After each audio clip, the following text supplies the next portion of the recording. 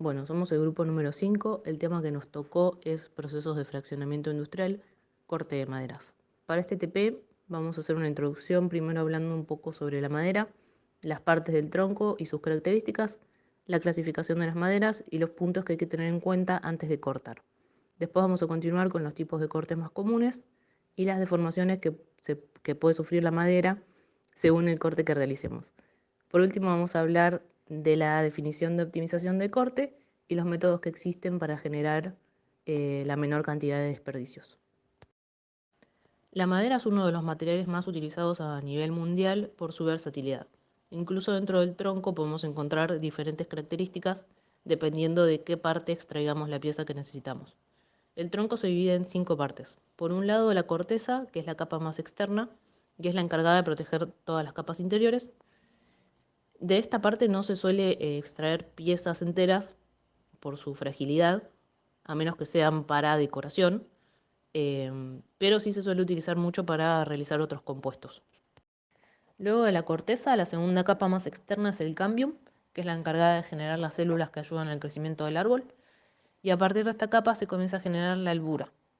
A esta parte se le llama madera viva porque es la más joven y tiene mucho contenido de agua.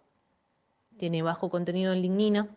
La lignina es una célula que aporta resistencia y dureza a la madera, por lo cual de esta parte se van a extraer piezas no muy resistentes. Si queremos obtener piezas más resistentes, las vamos a extraer del duramen, que es la capa más cercana al núcleo y es la madera más adulta, con mucho contenido en lignina, por lo cual, al contrario de la albura, va a tener mucha más resistencia y dureza. Por último, la capa más central es el núcleo o médula, de donde no se recomienda extraer piezas por su bajo contenido de humedad. Es muy rígido, se generan muchísimas tensiones y se suele quebrar. Antes de pensar en cortar la madera, hay varios aspectos a tener en cuenta, como por ejemplo los anillos de crecimiento presentes en la corteza, que nos señalan de manera horizontal la edad del árbol, o los radios medulares, cuya función es trasladar la salvia a todo el árbol de manera vertical. También determinan las diferencias estéticas y las cualidades del producto ya cortado. También existen ciertas deformaciones, y debemos mencionar que la madera en su estado inicial es húmeda. Por eso, cuando ésta se seca, aparecen distintas contracciones. Según el corte realizado, aparece la disposición resultante de los anillos de crecimiento, y aunque esto puede variar según las especies del árbol, la deformación siempre es mayor en su sentido tangencial a los anillos. Teniendo en cuenta estos aspectos, podemos empezar a hablar de cortes. Existen diferentes tipos de cortes, pero generalmente los más utilizados en la industria son tres: cortes radiales, cortes tangenciales y un tercero llamado corte transversal u oblicuo. El primer corte que mencionaremos es el corte radial. Se trata de un corte que podemos encontrar con menos frecuencia y a mayor costo, comparado con el tangencial. Es preciado por su mayor estabilidad y aunque no está exento por completo de alabeos producto del secado y la humedad, lo hace en menor medida.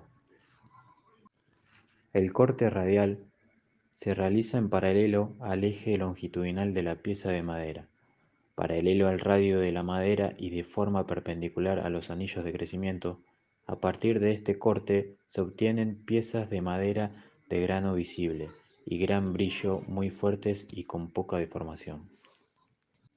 Luego tenemos el corte paralelo, o también llamado tangencial, que es un corte muy utilizado aunque las piezas resultantes no son de la mejor calidad, ya que la mayoría incluyen un cierto porcentaje de la albura y del duramen. La pieza central, que coincide con el núcleo, podría tender a quebrarse, mientras que las piezas siguientes son propensas a curvarse. A pesar de esto, este corte es el más común y más barato, ya que los aserraderos pueden aprovechar mejor el tronco del árbol y se obtienen mayores piezas. También tenemos corte transversal u oblicuo. Se realiza al cortar de forma perpendicular con respecto al eje longitudinal de la madera, exponiendo los anillos de crecimiento y los radios de la madera si son lo suficientemente amplios. Este corte suele ser bastante resistente, y aunque la madera suele tener deformaciones, sus desventajas se basan en su dureza y resistencia, más que en su apariencia prolija. Se utiliza mucho para las patas de mesas y sillas. A continuación mencionaremos otro tipo de cortes que podemos encontrar en la industria, pero que son los menos utilizados en esta. El primero que podemos encontrar es el corte de hilos encontrados. En este se realizan cortes paralelos a los ejes del tronco y se obtienen piezas que sin tantas deformaciones exponen una mayor cantidad de vetas posibles y evitan el desperdicio de la madera.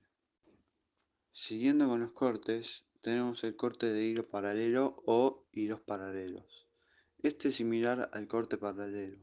Se utiliza el mismo posicionamiento que el corte paralelo, pero en este corte solo se abarca la sección central de lo que es el tronco, dando como resultado piezas más pequeñas y con menos posibilidades de curvarse transversalmente. En el corte cantimbay se elimina tanto el centro y los bordes del tronco y se emplean formas rectas en forma de triángulo, permitiendo obtener tablas anchas y buscando ser lo más prolijo posible. Siguiendo por el corte holandés, en este se forma una X en el tronco y se eliminan 4 cuadrantes para poder extraer piezas de buena calidad con una gran resistencia y una buena apariencia. Luego de esto tenemos el corte de pisanteriza. Este consiste en eliminar la corteza realizando cortes perpendiculares hasta obtener una sola pieza cuadrangular. Casi por último tenemos el corte en cruz. En este se buscan obtener piezas muy resistentes y con la menor deformación posible, pero todo esto trae una desventaja que es el desperdicio de madera que tiene. Y por último tenemos el corte en cuartonado, en el que se cortan tablas que se ubican en el núcleo del tronco, obteniendo piezas más delgadas pero resistentes a deformaciones. Mencionaremos ahora algunas de las presentaciones comerciales más conocidas de la madera. Dentro de esta encontramos los listones, que son cortes de madera largos y de forma cuadrada o rectangular. También tenemos molduras. Las molduras se obtienen a partir de los listones y también son largos, pero suelen tener formas variadas. Son muy usados en decoraciones y en la fabricación de muebles y puertas. También tenemos los tablones, que son muy similar al formato de un listón, pero son visiblemente más gruesos y largos. Tenemos tableros macizos, que son trozos de madera con forma plana y rectangular. Las tablas más comunes de madera se sacan a partir de los tableros de madera maciza. Por último, tenemos chapas. Estas piezas están constituidas por láminas muy delgadas que revisten piezas de madera de menor calidad. Haremos una breve introducción al término optimización de cortes de madera. Esto se refiere al aprovechamiento de la misma sin generar desperdicios o generando la menor cantidad posible de estos. Para ello, podemos recurrir a varios programas o páginas web en los cuales podemos visualizar el tablero o panel sobre el cual vamos a trabajar para posicionar las piezas a cortar. De esta forma, realizaremos un corte lo más optimizado posible, ahorrando material y, en consecuencia, dinero. A continuación, presentaremos un programa como ejemplo a la hora de buscar la optimización de un corte. En primer lugar, esta página nos permite elegir el color y tipo de madera que utilizaremos. Luego, debemos ingresar de forma manual los cortes que queremos realizar sobre la madera seleccionada, o bien podemos descargar una planilla para señalizarlos y luego volver a subirla. Nos explican cómo manejarnos con la planilla de Excel para marcar los cortes y posiciones de tapacantos desde la plataforma de la página. Ese sería el paso final. Se puede cargar todas las optimizaciones necesarias antes de finalizar el pedido y esta maderera, ofrece cotización de las optimizaciones realizadas en cualquiera de sus sucursales. Por último, queremos agradecer por su tiempo e interés en nuestra presentación.